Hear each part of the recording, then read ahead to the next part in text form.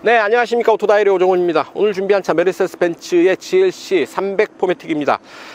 3세대 모델이죠. 풀체인지를 거친 3세대 모델로 판매를 시작을 했습니다. 2.0 가솔린 엔진과 9단 자동 변속기 조합으로 파워트레인 구성하고 있고요. 여기에 이그니션 모터를 이용을 하는 48V 마일드 하이브리드 시스템 더해져 있습니다. 그래서 최고 출력 258마력의 힘을 내고요. 디자인은 완성도 높게 마무리가 되어 있죠. 차체 길이도 길어졌고요. 공기저항계수 0.29로 디자인을 마무리를 하고 있습니다. 그래서 좀 더 에어로다이나믹 효과를 기대를 할 수가 있을 테고요. 라디에이터 그릴에 이렇게 작은 별들로 패턴을 만들어서 박아 놓았고요. 한가운데 이 왕별 넣고 있습니다. 보니 끝에도 메르세데스 벤츠의 삼각별 마크 들어와 있죠. 벤츠의 별부심 대단하다 싶은 생각 듭니다. 그리고 그 옆에 디지털 램프 들어와 있습니다. 이게 상당히 똑똑하고 밝은, 그리고 섬세하게 빛을 조절해주는 그런 램프입니다.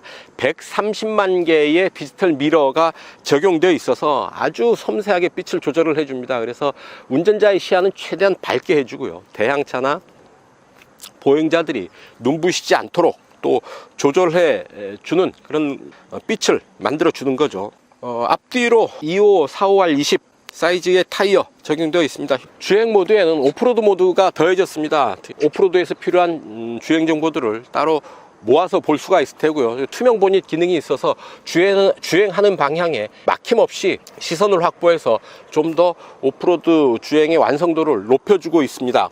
드라이빙 어시스턴트 패키지 플러스 기능이 좀 더 보완이 돼서 완성도를 높였는데요. 이를테면 시속 100km에서도 도로상에 정지되어 있는 차를 인식을 하고 대응을 할 수가 있고, 차선 변경 어시스트가 추가됐죠. 차선을 변경할 때 운전자를 도와서 차선을 좀 더 부드럽게 잘 변경할 수 있도록 도와주는 그런 기능 적용되어 있는데요. 어느 정도일지 이따 살펴보도록 하고요. 판매 가격 8,710만 원에 책정되어 있는데요. 디젤 엔진은 그보다 1,000만 원가량 쌉니다. 그래서 상황에 따라서, 취향에 따라서 디젤이냐 가솔린이냐 이런 고르는 선택의 맛도, 선택의 즐거움도 있지 않을까 싶습니다. 자, 과연 어느 정도의 느낌을 받을 수 있을지요. 좋아요, 구독하기 눌러주시면 저는 시작하겠습니다. 함께 하시죠.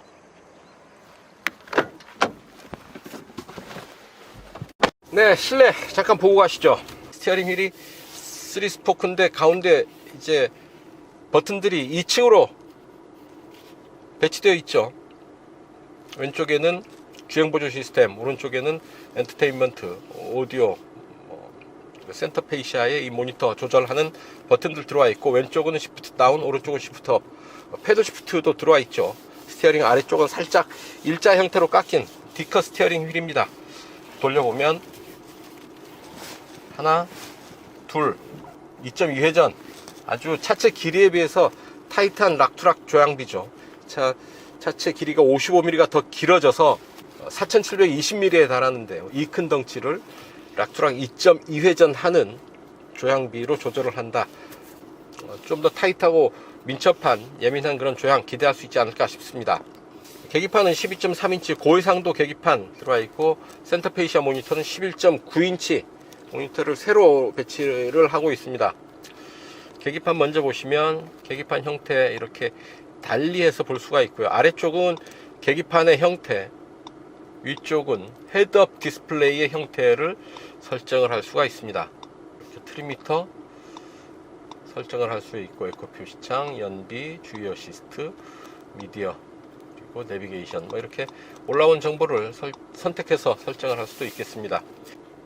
자, 센터 페이시아 11.9인치 모니터 홈 버튼 통해서 여러가지 기능 띄울 수 있고요.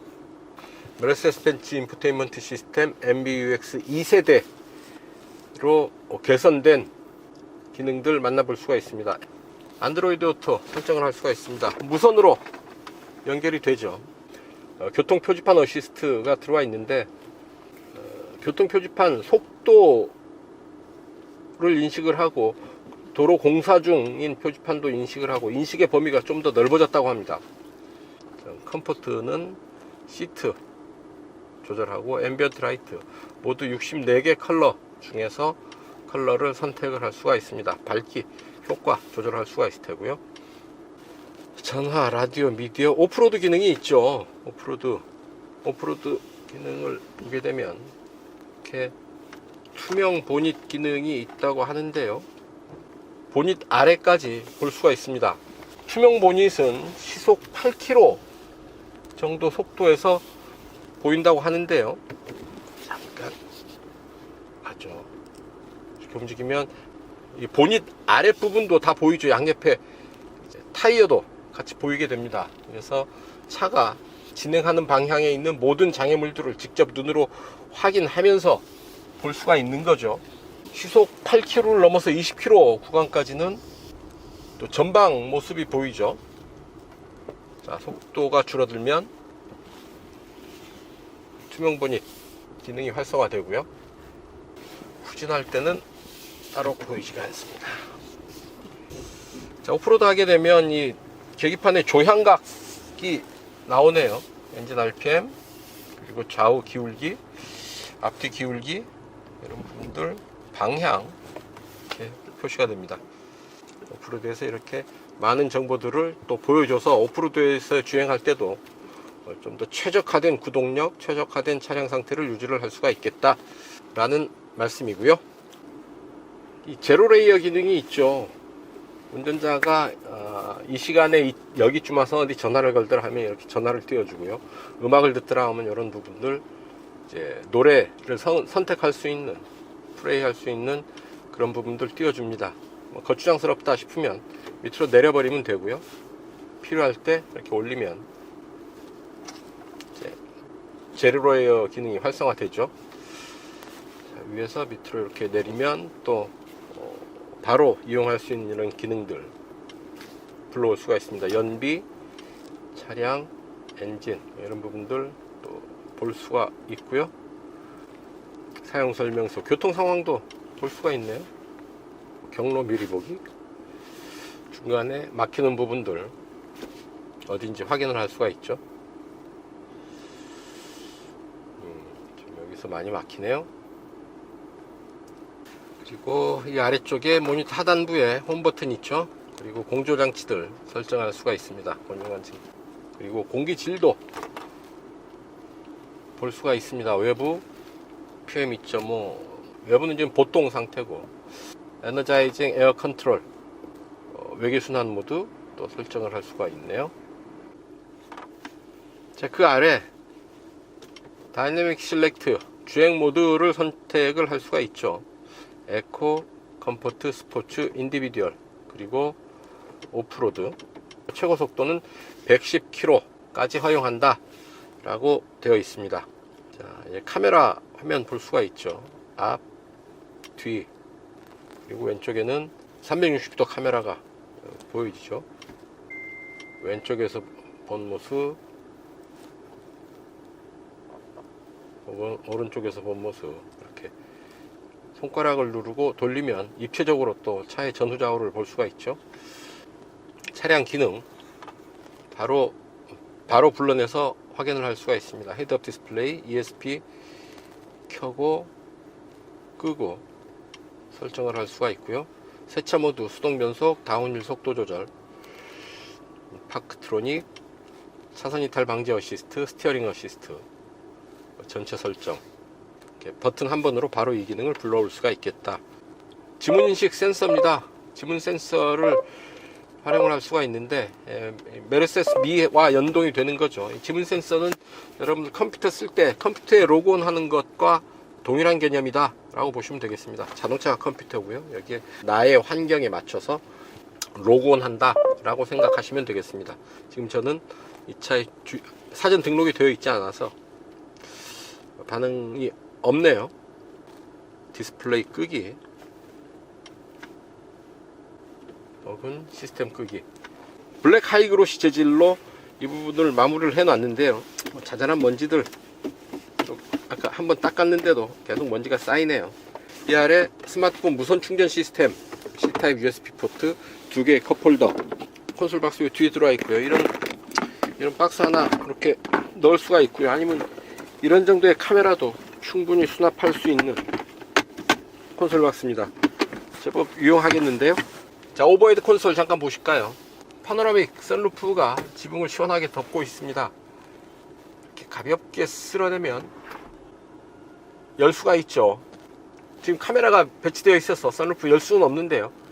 커버를 한번 닫아 봅니다. 이렇게 조용히 들어오죠.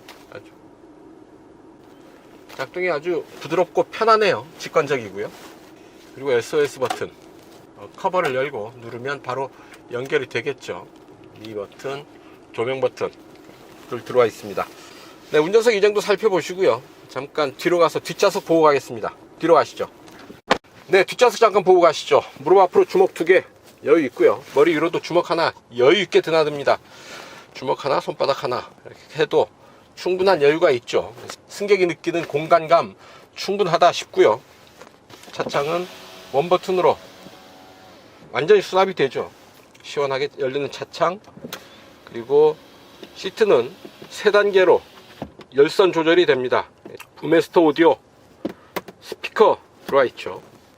그리고 센터 터널 아주 높게 솟아 있습니다. 제 손바닥 높이 정도로 센터 터널 솟아 있어서 좌우 공간을 정확하게 구분하고 있고요. 가운데 좌석 앉아보는데 가운데 좌석도 머리 위로 공간 충분합니다. 주먹 하나 세워서 여유 있는 공간 확보하고 있으니까 뭐 다리를 벌려 앉아서 조금 불편할 수는 있지만 머리 공간 충분한 여유를 확보하고 있습니다. 시트 이렇게 접을 수 있습니다. 4대 2대 4로 이렇게 접을 수가 있죠.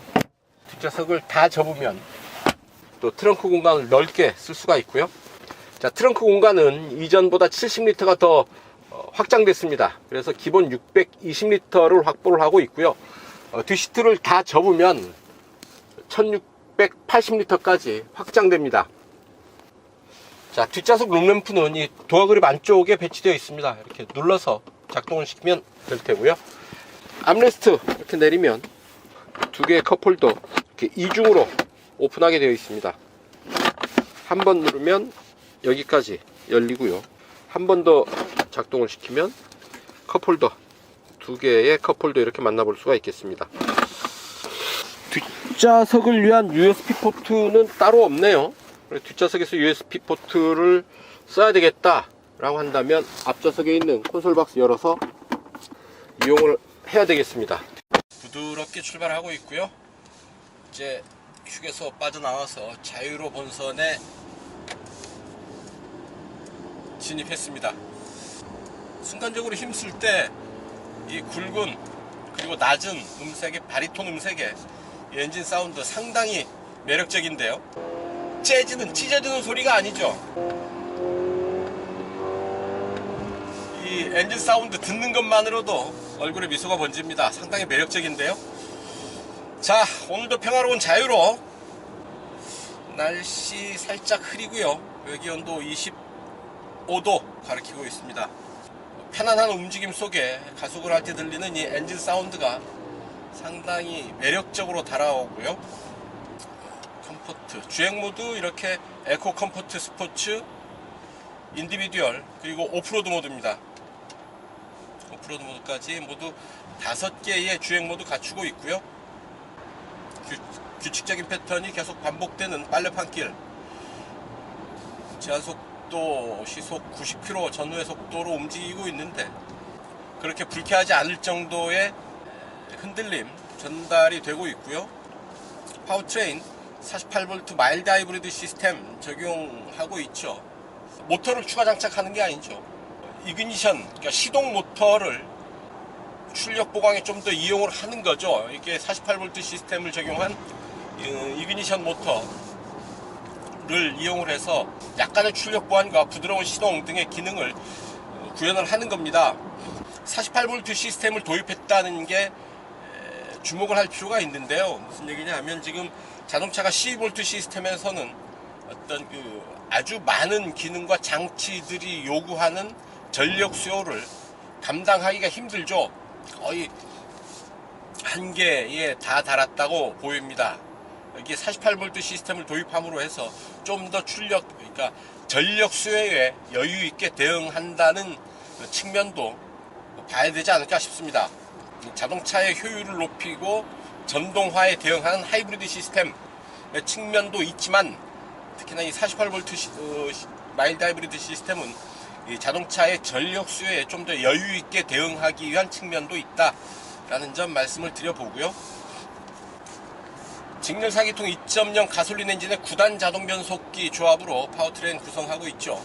공차 중량 1935kg, 거의 2톤에 달하는 이 몸무게를 그래도 무겁다는 생각이 들지 않게 끌고 가고 있습니다. 힘의 효율이 그렇게 나쁘지 않다라는 얘기고요.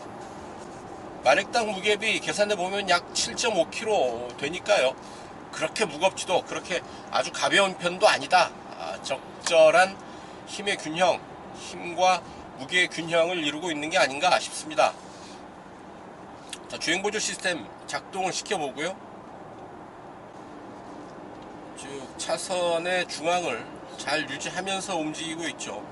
오른쪽 왼쪽 돌아 나가는 길인데, 자, 잠깐 스티어링 휠에 손을 떼봅니다. 자, 왼쪽 오른쪽 아주 여유있게 부드럽게 차선의 중앙 잘 유지하면서 움직이고 있죠. 이 정도라고 한다면 어지간한 초보 운전자보다는 훨씬 더 운전을 잘한다 라고 얘기할 수도 있지 않을까 싶습니다. 차선 변경 보조 기능 이렇게 해보는데요. 왼쪽으로 차선 변경 중 아주 부드럽게 차선 변경을 하고요. 하지만 스티어링 휠에서 손을 떼버리면 차선 변경을 하다가 맙니다. 자, 이렇게 차선 변경이 취소됨, 차선 변경 보조다 라는 얘기죠. 어시스트입니다. 직접 하지는 않고 운전자가 차선 변경을 할 때 이를 살짝 보완해 준다 정도의 개념이고요. 아직은 제한이 많습니다. 그래서 차선 변경을 할 때 확실하게 뒤쪽이 열려 있어야, 장애가 없어야 차선 변경 보조가 작동을 하고요. 끼어들기 같은 거는 거의 상상도 못할 정도죠. 하지만 이런 기능이 점점 더 개선이 되고 자율운전 기능과 맞물리면 운전자는 점점 더 운전에서 멀어지게 되지 않을까 예측해 봅니다. 주행보조 시스템 3개의 차로를 인식을 하고 있죠. 네 차로, 왼쪽, 오른쪽. 차종도 구분을 합니다. 큰 차, 작은 차 구분을 하죠. 지금 앞에 승용차와 오른쪽에 트럭이 가고 있는 걸 모니터링 상으로도 알 수가 있겠죠. 이렇게 드라이빙 어시스턴트 패키지 플러스가 기본적으로 적용이 되고요. 그래서 운전자는 좀 더 편하게 그리고 또 안전하게 주행을 할 수가 있겠습니다. 고개를 들면 전방에 헤드업 디스플레이가 아주 넓은 화면에 컬러 화면으로 깨끗하게 보여지고 있어서요.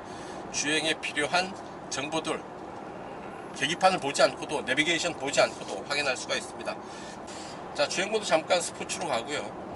계기판도 스포츠로 잠깐 볼까요? 속도 한번 올려봅니다. 쭉. 와. 엔진 그렇게 과하지도 않고 적절하게 제어된 엔진 사운드. 하지만 확실히 강한 힘을 쓰고 있음을 들려주는, 소리로 알려주는 그런 엔진 사운드 만나게 됩니다. 엔진 사운드가 상당히 매력적이네요. 바람 소리도 그렇게 크지는 않고요. 이 차의 공기저항계수 0.29로 완성을 했는데요. 그만큼 이렇게 덩치가 큰, 특히 차체의 단면적이 높고 넓은 SUV가 0.3 미만의 공기저항계수를 확보했다는 건 칭찬해 줄 만한 일이죠. 시속 100에서 RPM 잠깐 살펴보겠습니다. 시속 100, 9단에서 1400, 8, 7, 6, 5, 4, 3, 3단 5300, 3단 5300, 9단 1400 구간에서 시속 100을 커버를 한다 라는 얘기죠. 상당히 폭이 넓습니다. 그러니까 9단 변속기, 다단 변속기의 특징, 저단에서 강한 힘, 고단에서 높은 효율 모두 노릴 수 있다는 것, 양수 겸장의 카드로 아주 효과적이지 않을까 싶습니다. 성능과 효율을 모두 누릴 수 있다, 그런 변속기다 라는 얘기죠. 실내가 제법 조용한데요. 차창을 보면 이중접합 차음유리 적용한 것 알 수가 있는데, 이게 열 소음을 동시에 차단해주는 기능을 갖고 있습니다. 셀렉티브 댐핑 시스템을 포함하는 스포츠 서스펜션 적용하고 있습니다. 댐핑 감소력을 조절해 주고요.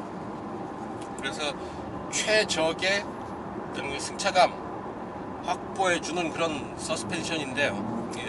포매틱 사륜구동 시스템이 함께 적용되어 있죠. 사륜구동 시스템이 적용되어 있다는 것, 그 높은 수준의 주행 안정감 기대할 수가 있는데, 좀 SUV죠. 차체가 좀 높습니다. 차는 전기차가 아니죠. 밑에서 무게중심을 잡아줄 배터리가 따로 있지 않습니다. 그래서 무게중심이 높은 SUV 특유의 차체가 살짝 흔들리는 느낌, 완전히 숨기지는 못한다 라는 얘기죠. 하지만 대체적으로 노면 상태가 좋은 곳에서는 크게 흔들리지 않고 안정된 자세로 잘 움직여주고 있습니다. 무엇보다 시속 100km 전후의 속도에서 이렇다 할 소음이 없다는 것, 하체는 단단하게 노면을 딛고 움직이고 있고요. 벤츠 특유의 승차감은 잘 살아나고 있습니다. 시속 100에서 잠깐 제동 한번 해봅니다. 앞뒤로 차가 없고요. 시속 100입니다. 하나, 둘, 셋. 강하게 제동을 해보는데 안전띠가 몸을 악고채듯이 잡아주고요. 앞이 살짝 숙여지면서 수평을 유지하면서 제동을 마무리하고 있습니다. 프리세이프티와 프리세이프티 사이드 임펄스 기능이 있습니다. 충돌이 감지될 때 미리 대응을 하는 거죠. 프리세이프티는 안전띠를 딱 조여주고 브레이크 페달의 강도를 조절해주고요. 프리세이프티 사이드 임펄스는 측면 충돌이 감지될 때 시트의 사이드 볼스터를 부풀려서 충돌에 대비합니다. 운전자를 좀 더 안전하게 적극적으로 보호하는 그런 기능들이죠. 차 안에는 모두 10개의 에어백이 배치되어 있습니다. 타이어 25401 사이즈죠.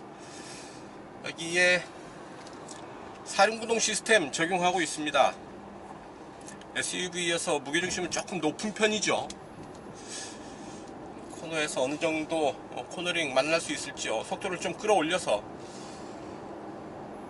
코너 도전해 봅니다.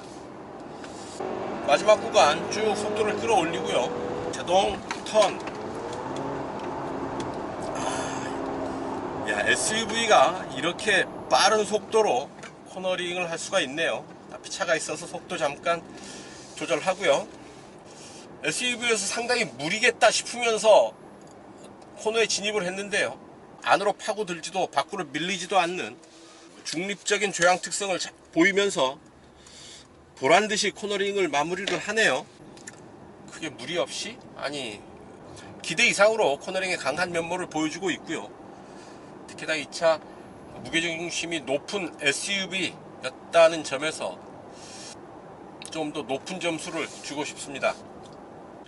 직렬 4기통 2.0 가솔린 엔진을 적용을 해서 258마력, 48V 마일드 하이브리드 시스템, 9단 변속기, 이런 부분을 통해서 생활 속에서 누릴 수 있을 만큼의 힘과 효율을 잘 조합해서 완성시키고 있지 않나 하는 생각 하게 됩니다. 인테리어에서는 벤츠 특유의 그런 고급스러운 느낌, 거기에 더해서 벤츠다운 승차감, 벤츠다운 주행 질감, 높은 수준에서 잘 완성시키고 있지 않나 싶습니다. 판매 가격 8,710만원이고요 디젤 모델이 있죠. 220D 모델이 있는데 7,600만원 정도가 됩니다.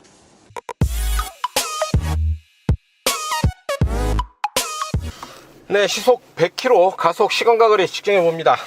이 차 최고 출력 258마력, 공차 중량 1935km, 마력당 무게비 7.5kg가 되죠.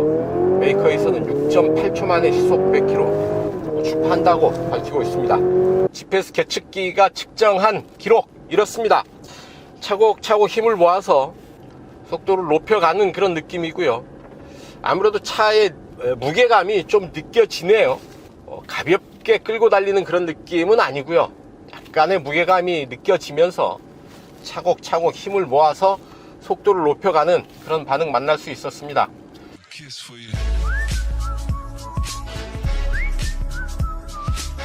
네, 연비 테스트 하겠습니다. 이곳 파주 헤이리 마을이고요. 서울 지하철 2호선 교도역까지 약 55km 달려가면서 이 차의 실주행 연비 체크해 보도록 하겠습니다. 이 차 공인복합 연비는 리터당 10.8km로 국내 인증을 받았죠. 9단 자동 변속기가 적용되어 있고요. 48V 마일드 하이브리드 시스템 적용하고 있어서 힘과 효율을 모두 만족시킬 수 있는 그런 시스템을 도입하고 있습니다. 다이내믹 셀렉트는 에코 모드로 가야 될 테고요. 에어컨 지금 외기온도 27도입니다. 안 틀 수는 없고요. 20도로 풍량 2단계 사용하겠습니다. 리세트 초기화 하고요. 네, 이제 출발합니다. 공차 중량이 1935kg에 달합니다. 제 몸무게까지 합치면 뭐 거의 2톤 된다고 봐야 되겠죠. 그렇게 가벼운 몸은 아닙니다. 네, 자유로 따라서 달려왔고요. 이제 행주대교 북단입니다. 이곳까지 달려온 연비 리터당 14.9 기록하고 있습니다. 동작대교 남단입니다. 리터당 14.0. 네, 교대역 내거리에 도착했습니다. 정확하게 55km 달려왔네요. 평균 속도 시속 39km 기록했습니다. 이곳까지 달려온 연비 리터당 12.6km 기록했습니다.